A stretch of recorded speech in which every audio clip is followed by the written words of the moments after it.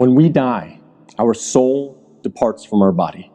And the soul goes on a journey.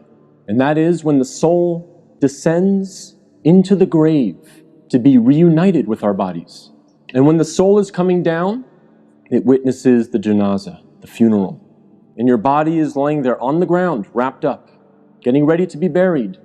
And you're descending and you're seeing this, and you're hearing it, you're experiencing it. And when the people then take your body and place it in the grave, your soul descends in there, into the grave, to be reunited with your body. And then your loved ones, your friends who were there at your janazah, they will start shoveling dirt, start picking up dirt with their hands and placing it in the grave, throwing it on top of you, and you will feel it fall on top of you. And they will do this until you are completely covered up. And you will be there in the grave, covered up, and you will have consciousness. You will be alive. Not physically, obviously, but your soul will experience this. They'll walk away. They'll leave. And you will hear their footsteps, as the Prophet, peace and blessings be upon him, said, that you will hear their footsteps as they walk away. And you will be there alone, in the grave, by yourself. Darkness. Silence. What happens at that point? Two angels come to you, Munkar and Nakir, and they ask you three questions.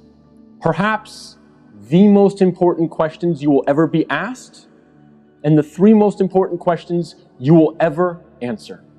And those questions are, what is your deen? Who is your prophet?